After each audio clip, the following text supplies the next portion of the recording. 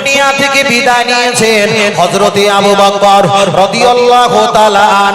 আল্লাহ নবী আমার জানিয়ে দিয়েছেন লিকুল্লি নাবিয়্যিন রাফিকুন ফিল জান্নাতি, জান্নাতের ভিতরে আমার দুটো বন্ধু হবে, একটা হলো আবু বকর, একটা হলো ওমর। আল্লাহ নবী বললেন আসসামা, আসমানে আমার দুটো বন্ধু, একটা হলো জিবরাইল, একটা হলো মিকাইল। ওয়াল আরদা, দুনিয়ার জমিনের মাটির উপরে দুটো বন্ধু, একটা হলো ওমর, একটা হলো আবু বকর। কিন্তু জান্নাতের ভিতরে আবার একটা বন্ধু হবে, সেটা হলো আবু বকর সিদ্দিক, সেটাই হলো আবু বকর। আল্লাহ নবী আমার হাদিস শরীফে বললেন আমার 6 মাসের অপেক্ষায় আমার গুহার সাথী হলো আবু বকর। আবু বকর রাদিয়াল্লাহু তাআলা তিনি সর্বপ্রথম ঈমানের কলেমা পড়ে আমার দয়াল নবীর কাছে তিনি লুটিয়ে পড়েছেন। যে আবু বকরের দিকে তাকিয়ে আল্লাহ নবী বলেছে লাউ উজিনা ঈমানুহু লা যাদা ঈমানু আবু বকর সিদ্দিক। তামাম পৃথিবীর ঈমান আমলটা নিয়ে একটা পাল্লা যদি দেওয়া হয়, আবু বকর ঈমান আমলটা নিয়ে যদি একটা পাল্লা দেওয়া হয়, তামাম পৃথিবীর ঈমান আমলের অপেক্ষায় আবু বকরের মর্যাদা সবচাইতে ভারী হয়ে যাবে। যে আবু বকর রাদিয়াল্লাহু তাআলা আন ইসলামের জন্য বাড়িতে আল্লাহ আর নবীকে রেখে সব কিছু ত্যাগ করে দিয়েছে, যে আবু বকর আমার রাসূল পাকের কাছে তিনি শাহিদ, যে আবু বকর দুটো আঙ্গুল যত গায়ে গায় আমার নবী আর আবু বকর এতটা জান্নাতের কাছাকাছি, যে আবু বকর আমার নবীর প্রথম সাথী, সেই আবু বকর রাদিয়াল্লাহু তাআলা আন দুনিয়া থেকে যেদিন বিদায় নিয়ে চলে গেছে, যারাই হোসাইন হোসাইন পাগল হয়ে যায় তাদেরকে আবু বকর হুজুরের মৃত্যু দিবস কেন্দ্র করে খুঁজে পাওয়া যায় না কেন? আমার কাছে একটু জবাব দিয়ে যাও ও বাবাজিরা। ভালো যদি বাঁচতে হয় নবী সাহাবা আবু বকর হুজুরকে তাকে তো ভালোবাসতে হবে।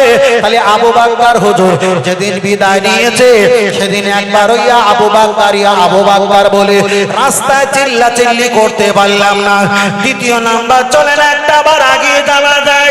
হযরত ওমর ফারুক, এক সময় ওমর ফারুক রাদিয়াল্লাহু তাআলা ওনার বাড়ি থেকে বার হয়েছে আল্লাহ নবীর মাথাটা নেবার জন্য, আর দূর থেকে দেখতে পায় নিজের বোন ফাতেমা আর নিজের দুলা ভাই আবু সাইদ আল্লাহর কোরআন তেলাওয়াত করে লা ইলাহা ইল্লা আনা ফাবুদুনি ওয়া আকিমুস সালাতা লিযিকরি। আল্লাহর কোরআন পড়ে আমার নবীর কাছে গিয়ে কলেমা পড়ে ঈমান এনেছে সেই ওমর রাদিয়াল্লাহু তাআলা আনহু তানার ওসিলায় আল্লাহর কাবা শরীফে সর্বপ্রথম কাবা শরীফে আসরের নামাজ আমার নবী পড়ার সুযোগ পেয়েছে।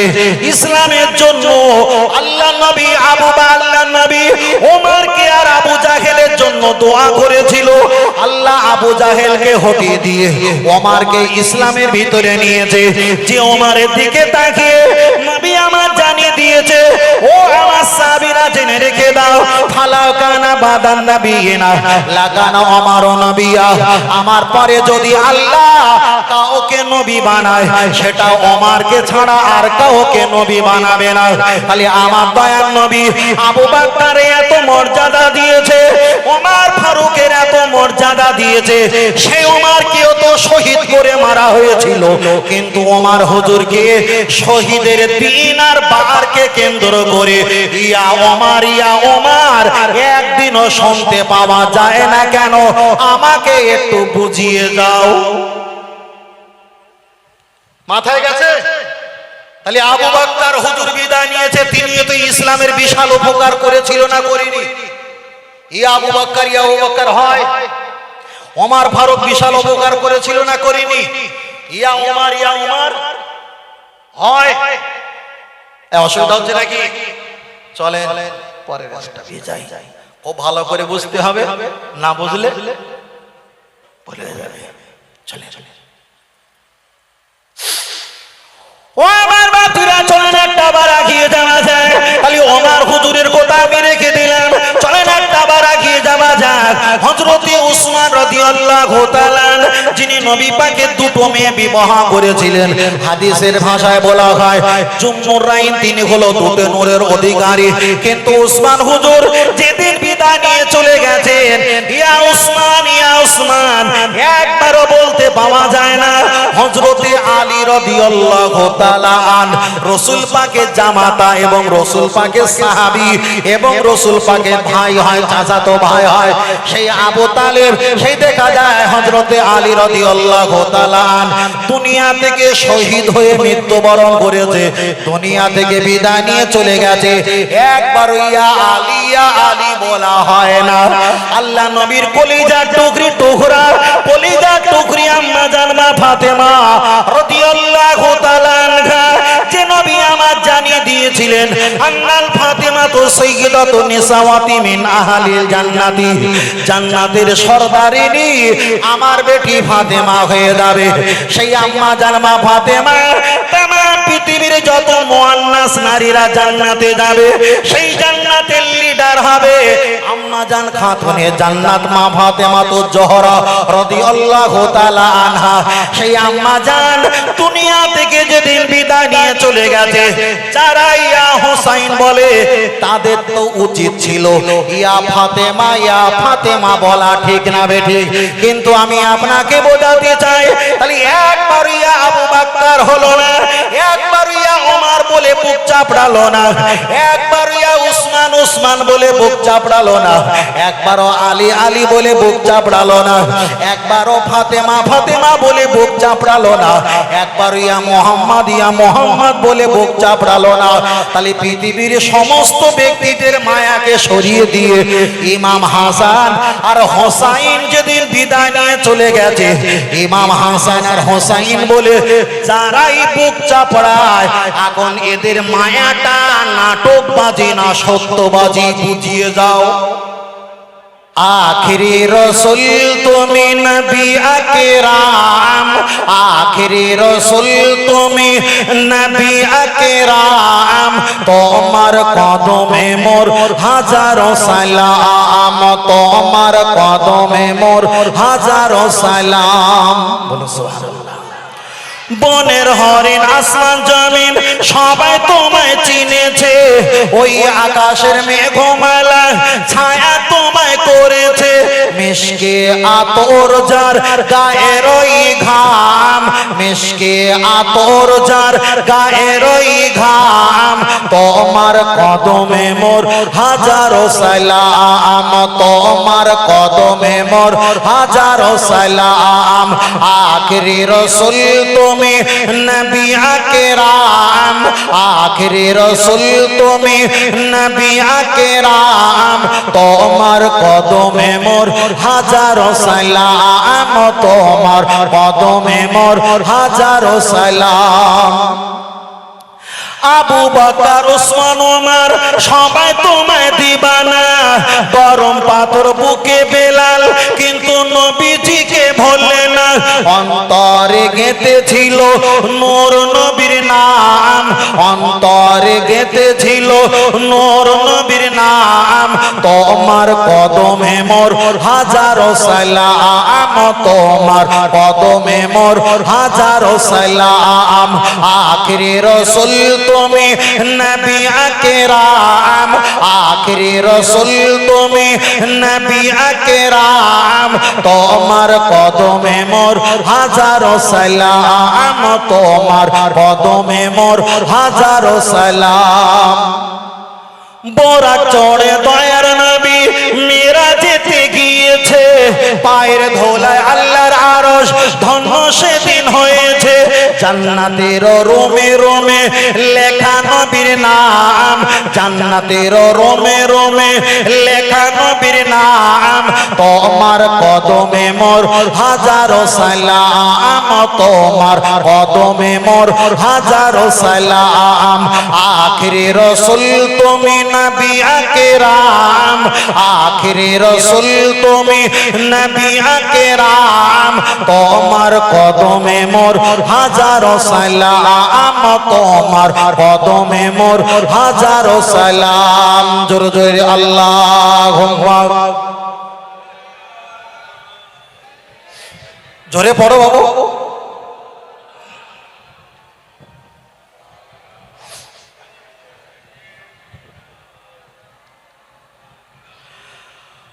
সাল্লাল্লাহু আলাইহি ওয়াসাল্লাম। তাই আমরা একটা জিনিস পরিষ্কার করতে পেরেছি, ফের আমি বলছি, এটা খেয়াল রাখবেন। আমার কথাটা একটু ভালো করে বোঝেন বাবু, ভুল বুঝলে সমস্যা হবে। বদনার ভিতরে বালতি যায় না, কিন্তু বালতির ভিতরে বদনা যায়। ঠিক রসুলের পরে আহলে বায়াত, আহলে বায়াতের আগে আহলে হায়াতের বায়াতের পরে রসুল নয়। রসুল বলেছে সবচাইতে আমাকে বেশি ভালোবাসা লাগবে, কিন্তু আহলে বায়াত নবীকে চেনায়নি, বরং নবী আহলে বায়াতকে চিনিয়েছে। কথা বুঝতে পেরেছেন? তাহলে আমরা শুধু বোঝাতে চেয়েছি এতগুলো ব্যক্তি দুনিয়া থেকে অফাত নিয়েছে, পবিত্র বিদায় নিয়েছে, কিন্তু তাদের বেলা তো একবারও আমরা স্মরণ করিনি, এটার বেলা স্মরণ করেছি। আমি বোঝাতে চেয়েছি কি, ওটা ছিল মহব্বত নয়, ওটা ছিল পাপের প্রায়শ্চিত মোচন করার জন্য। কিন্তু আমরা দেখতে পাচ্ছি মহব্বত, কিন্তু না, আদৌ মহব্বত না। আল্লাহ আল্লাহ, চলে চলেন আমি আপনার কাছে আর একটা কথা বলি। লক্ষ্য করে দেখা যায়, ও বাবাজিরা, নবী আমার এক সময় বসে আছেন, একটা সাহাবী নবীর দরবারে চলে গেছেন। আল্লাহ নবীকে বললেন, হুজুর আমি জান্নাতে যেতে চাই। নবী জিজ্ঞাসা করলেন, পালহমিও সাল্লাল্লাহু, তুমি কি নামাজ পড়ো? আল্লাহ নবীকে বললেন, না আমি ইয়া রাসূলুল্লাহ, আমি নামাজ পড়ি। ওয়ায়াসুবুনা, তুমি কি রোজা রাখো? হুজুর আমি রোজা রাখি। ওয়ায়াহুদ্দুনা, তুমি কি হজ করেছো? রাসূলকে বললেন, হুজুর আমি হজ করেছি। আল্লাহ নবী বললেন, তুমি এতটা রোজা রাখলে, এতটা হজ করলে, এতটা তুমি ইবাদত করলে, এইগুলো নিয়ে কি জান্নাতে যাওয়া সম্ভব? নবী একটু মুস্কে হাসা শুরু করলেন। সাহাবীটা কন্দন করে বললেন, হুজুর আমার এতটুকু নামাজ, এতটুকু রোজা, এতটুকু কোরআন তেলাওয়াত, এর বিনিময়ে আমি জান্নাত পাবো কি না পাবো, এটা আমার বেশি দেখা যায় চিন্তা ভাবনা নয়, কিন্তু আপনার মহব্বত আর ভালোবাসা আমার কলবে আর হৃদয়ে সবচাইতে আমি বেশি মহব্বত দিয়েছি, এছাড়া আমার কোনো সম্বল নাই। ওই সাহাবীটা যখন হেঁটে চলে যায়, আমার নবী বললেন, সাহাবীরা, ও সাহাবীরা যারা বাইতুল ঘরে আছো, ঘর থেকে একটা বার হও। তোমরা পৃথিবীতে যদি জান্নাতীওয়ালা ব্যক্তি দেখতে চাও, সচক্ষে এই ব্যক্তিকে জান্নাতীওয়ালা তোমরা সচক্ষে দেখে নাও। তাহলে নবী এটা প্রমাণ করে দিয়েছে, নামাজ, রোজা, হজ, যাকাত, তাসবিহ, তেলাওয়াত, এগুলো হলো আমল, আর আমার নবী হলো ঈমান। তাহলে আগে আমল নয়, আগে হবে ঈমান, তারপরে হবে আমল। জোরে বলেন সুবহানাল্লাহ। এবার একটা কথা আমাদের পীর মাশায়েখরা বলে, এখন ওয়েদারটা ভালো না খারাপ? ওয়েদারটা এখন ভালো, বৃষ্টি হয় না, জোরে হাওয়া ছাড়ে না, খুব বন্ধ না, ওয়েদারটা ভালো। এই ওয়েদারকে হুজুর বুঝিয়েছে, ওয়েদারটা হলো আখলাক, ওয়েদার হলো আখলাক। এবার ওয়েদার যদি ভালো হয়, যে গাছটা বসাবে সেই মাটি যদি ভালো হয়, ওয়েদার যদি ভালো হয়, ফল হবে না হবে। আখলাক যদি ভালো হয়, আর মাটি হলো আমল যদি তোমার ভালো হয়, একদিন ঈমানের বিনিময় তোমার একদিন তোমার গাছ আর তোমার ওয়েদারকে টিকিয়ে রেখে আল্লাহ তোমার বরকত আর রহমত নিয়ামত লাভ করবে। তবে আগে আমল নয়, আগে হবে ঈমান। আগে পয়সা নয়, আগে হবে চাকরি, তারপরে হবে পয়সা। আগে আমল নয়, আগে হবে ঈমান, আর ঈমান হলো মুহাম্মদ সাল্লাল্লাহু আলাইহি ওয়াসাল্লাম। চলেন আমি আপনাকে বোঝাতে চেয়েছি, শুধু মহব্বত সম্পর্কে বলছিলাম। ও বাবাজিরা, আমি আপনার কাছে আরেকটু ছোট করে বলি। হাদিস শরীফে এসেছে, পৃথিবীর যত ব্যক্তি আছে যারাই জান্নাতে যাবে, কিন্তু তাফসীর কারকেরা ব্যাখ্যা করে বলেছে, জান্নাত ততদিন পর্যন্ত আল্লাহর দরবারে শুকরিয়া আদায় করবে না। পৃথিবীতে তিনজন ব্যক্তি যতদিন না পর্যন্ত আল্লাহর জান্নাতে যাবে, ততদিন না পর্যন্ত জান্নাত আল্লাহ আল্লাহ দরবারে শুকরিয়া আদায় করবে না। তার ভিতরে হযরতে আলী কাররামাল্লাহু ওয়াজহাহু হুজুর যতদিন পর্যন্ত জান্নাতে না যাবে জান্নাত আল্লাহ দরবারে শুকরিয়া আদায় করবে না। ও আমার বাপজিরা, আমি আপনার কাছে একটাই অপশন বলতে গিয়ে আমার অনেকটা লম্বা সময় ব্যয় হয়েছে। আমি আপনার কাছে বোঝাতে চেয়েছি নবীকে আপনাকে সবচাইতে ভালোবাসতে হবে। আমরা এখানে যারা বসে আছি আমরা বক্তব্য শুনেছি, আপনাকে জান্নাত পেতে গেলে ঈমান, আপনাকে জান্নাত পেতে গেলে যাদের নেকির পাল্লা ভারী হবে তারাই জান্নাতে যাবে, আর যাদের গুনার পাল্লা ভারী হবে তারাই জাহান্নামে যাবে। এত গুণ বাবাজি যারা বসে আছেন একটাবার আওয়াজ দিয়ে বলবেন, নেকির পাল্লা ভারী তো জান্নাতি, গুনার পাল্লা ভারী তো জাহান্নামী। এটাই তো আমরা জানি, কিন্তু আমি একটু পেঁচিয়ে বলবো, জান্নাত পাবার জন্য নেকির প্রয়োজন না মহব্বতের প্রয়োজন? বাবু, জান্নাত পেতে গেলে নেকির প্রয়োজন না মহব্বতের প্রয়োজন? সবাই কথা বলে না। একেবারে কান্নাকাটি করেন না, হাসাহাসি করেন না, তা কি হয়? বাঁচা যায়? হয় কাঁদেন না হাসেন, যাও কেটা করেন, একেবারে চুপ করে থাকলে হয়। নেকির প্রয়োজন, নেকি যাদের বেশি হবে তারাই হবে জান্নাতি। আচ্ছা, নেকির মর্যাদা বেশি না মহব্বতের মর্যাদা বেশি? নেকিরই মর্যাদা। আলহামদুলিল্লাহ, একদম একদম একদম চলে চলে। কিন্তু হাদিস বিবরণ দিয়েছে, ও বাবাজিরা, আল্লাহ নবী হাদিস শরীফে বললেন, মান করা আল কোরআন হারফান ফালাহু আশরু হাসানা। কোরআন শরীফের একটা অক্ষর পাঠ করলে আশরাতুন হাসানা, আমার আল্লাহ 10টা করে নেকি দান করে দেবেন। জোরে বলেন, আর একটু জোরে হবে না? আর একটু জোরে বলো না সুবহানাল্লাহ। তাহলে কোরআন শরীফের একটা অক্ষর পাঠ করলে কটা করে নেকি হয়? 10টা। আপনি এবার বলেছেন আমার দাদু ভাই, আমার ভাইও বলেছেন নেকির প্রয়োজন, অবশ্যই কথাটা সত্য। তাহলে কোরআন শরীফে জিবালা পাহাড়ের নাম আছে, কোরআন শরীফে হাজারা সাজারা পাথরের নাম, গাছের নাম আছে। ওই কোরআন শরীফে দেখা যায় যৌন অঙ্গের নাম বলা হয়েছে, নাম হলো পিপিলিকার নামের কথা বলা হয়েছে, অসামা আসমানের কথা বলা হয়েছে, ওখানে ছেলে মেয়ের কথা বলা হয়েছে, ওখানে কুত্তার কথা বলা হয়েছে, ওখানে অনেক হাতির কথা বলা হয়েছে। সূরা বাকারা, বাকারা মানে গাভী কিংবা গরু, আল্লাহ গরুর কথা বলেছে। এক কথায় কোরআন শরীফের একটা অক্ষর পাঠ করলে, আর একটু ভালো করে আমি শিখিয়ে নেই, কোরআন শরীফের একটা অক্ষর পাঠ করলে কটা করে নেকি হয়? কটা করে? 10টা করে, ভুলে যাবেন না। এটাই আমি আবার পরে জিজ্ঞাসা করব। চলেন, কোরআনের একটা অক্ষর পাঠ করলে 10টা করে যদি নেকি হয়, আপনি আলিফ লাম মিম 3টে অক্ষর পাঠ করলে কটা নেকি হবে? 30টা নেকি হবে। আপনি যখন কোরআন শরীফ তেলাওয়াত করবেন, যারা কোরআন পড়তে পারে তারা ভালো বলতে পারবে। পৃথিবীতে ঈসা, মুসা, দাউদ, শুআয়ব, জাকারিয়া, লূত, ইব্রাহিম আলাইহিম আজমাইন, পৃথিবীর সব নবীদের নাম না আসলে আল্লাহ যত নবীদের নাম দিয়েছে সবচাইতে নবী মুসা আলাইহিস সালামের নাম আল্লাহর কোরআনে বেশি বেশি আছে না নাই? এবার একটা বার বলবেন, ভুলে যাবেন না। কোরআন শরীফের যদি একটা অক্ষর পাঠ করা হয়, প্রতি অক্ষরে যদি 10টা করে নেকি হয়, মুসা মিম সিন থেকে মুসা 2টো অক্ষরে কটা নেকি হবে? 20টা নেকি হবে। ওই কোরআন আপনি যখন তেলাওয়াত করবেন,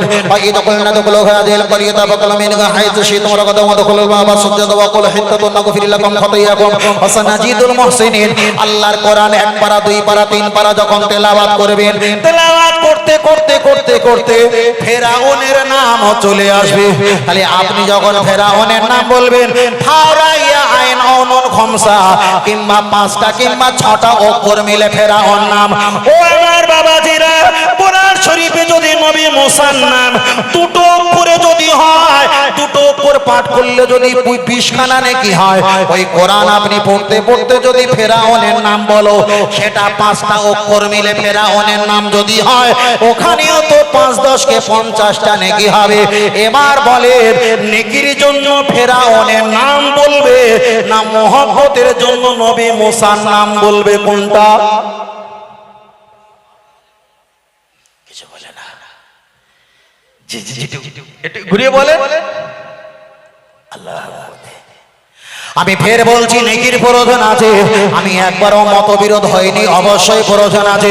খালি আপনি যদি ফেরাউনের নাম কোরআনের আয়াত অনুযায়ী যদি একবার পড়েন, ওটা যদি 5টাই যদি অক্ষর হয় আপনাকে 50টা নেকি দেবে। নবী মুসা আলাইহিস সালামের নাম একবার যদি পাঠ করা হয় সেখানে দুটো দেখা যায়, দুটো করে 10টা করে নেকি, 10টা করে 20 খানা নেকি হবে।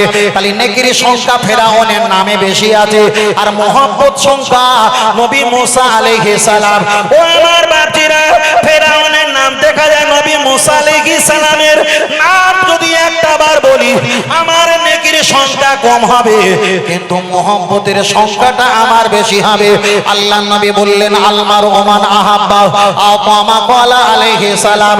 হুজুর একটা বার খেয়াল রেখে দাও, তাম পৃথিবীর নবী আমার জানিয়ে দিয়েছেন তোমরা দুনিয়া যাকে সবচাইতে বেশি ভালোবাসবে, মহব্বত করবে, ইয়ামুল জাযা ওয়া ইয়ামুদ্দিন, কিয়ামতের ময়দানে আমার আল্লাহ তার সঙ্গে তোমাকে দাঁড় করিয়ে দেবে। তাহলে আমরা যদি নবীদের মহব্বত করি, আক্ষরিক দিক দিয়ে নেকি যদি কম হয় কিন্তু মহব্বতটা বেড়ে যাবে, আর মহব্বত যদি বেশি হয়ে যায় তাদের শাফাআত আনা আওয়ালু শাফিন, আমার নবী প্রথম সুপারিশকারী দাতা, সুপারিশের কারণে আল্লাহ পাকের দয়ার জান্নাত নসিব হয়ে যাবে। আমি আপনাকে বোঝাতে চেয়েছি নেকির প্রয়োজন নয় এটা আমি বলিনি, তবে নেকি হলো খুচরো পয়সা, নেকি হলো খুচরো পয়সা। একটা আম গাছ আছে 50 টাকা দাম, আর আম গাছ যেটা ঘেরা দেওয়া হয় ওটা যদি 20 টাকা দিয়ে নেট দিয়ে ঘেরা দেওয়া হয়, কিন্তু আম গাছের চাইতে নেটের দাম কম হতে পারে। কিন্তু নেট যদি না দেওয়া হয় লক্ষ টাকার আম গাছ ছাগলে বিড়াল ইঁদুরে খেয়ে ফেলবে। ও বাবাজিরা, আপনি যে নেকি কামাবেন, নেকি ইবাদত করলে হয় না, মহব্বত করে নেকি ইবাদত করলে আমার আল্লাহ নেকি দেয়, নেকি দেয়। নবীর মহব্বতে মাথা টুপি দিয়েছি, নবীর মহব্বতে দাঁড়িয়ে রেখেছি, নবীর মহব্বতে ইমাম হাসান আর হোসাইনের মহব্বতে জলসায় আজকের এসেছি, নবীর মহব্বতে সালামে কিয়াম পাঠ করেছি, নবীর মহব্বতে আমরা সালাম দিয়েছি। আমরা যদি নবীর মহব্বতের পিছনে থাকি আমার আল্লাহ অটোমেটিক অ্যাকাউন্টে নেকি হাজির করিয়ে দেবে। আর একটু জোরে বলেন, আর একটু জোরে বলেন দরুদ শরীফ আল্লাহুম্মা।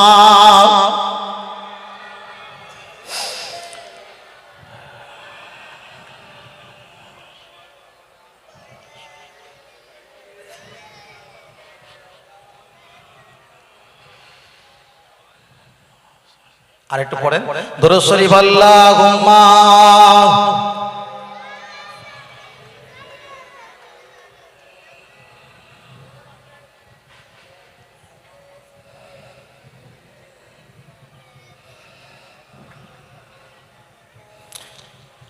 অনেক লম্বা লেগেছে, হয়ে গেছে, অসুবিধা নেই। এটা এখন বলতে হবে নাকি? এর কাজ শেষ করে দেই, এই বিপদ এখন রেখে লাভ নিয়ে শেষ করে ফেলি, তাই না? শেষ করে ফেলি, থাক থাক আমার কাছে থাক, যা পড়েছে সব মুখস্থ হয়ে গেছে। লিখেছে অল্প, কিন্তু লিখতে লিখতে বাক্য রচনা হয়ে গেছে বেশি। যে লিখেছে আলহামদুলিল্লাহ, প্রশ্ন করেছেন আল্লাহ তাআলাকে আমাদের উভয়কে আল্লাহ বোঝার তৌফিক দান করেন। সকল বলে আল্লাহুম্মা। আমরা যখন হাত তুলে মোনাজাত করি, এখন মোনাজাত করে আমাদের বাপ মা দাদা দাদি তাদের নামে রূহ পাকে সব পৌঁছায়, যেহেতু তাদের অ্যাকাউন্টে অনেক খালি আছে, অ্যাকাউন্টে অনেক খালি আছে।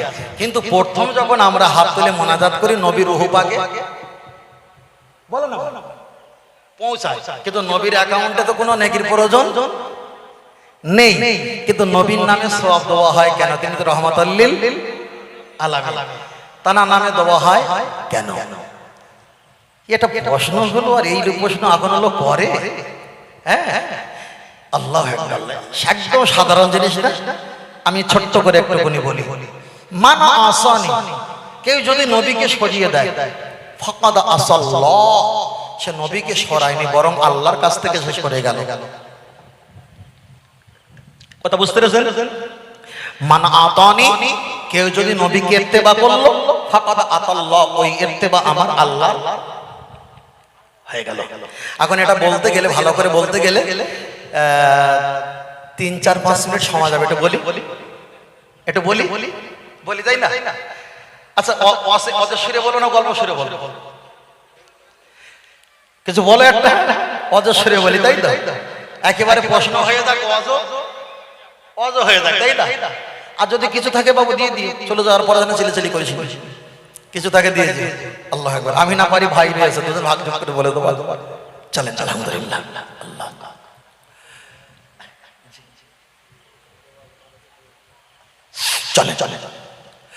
চলেন আমি আপনার কাছে উত্তর দেওয়ার আগে আর একটা কথা বলি।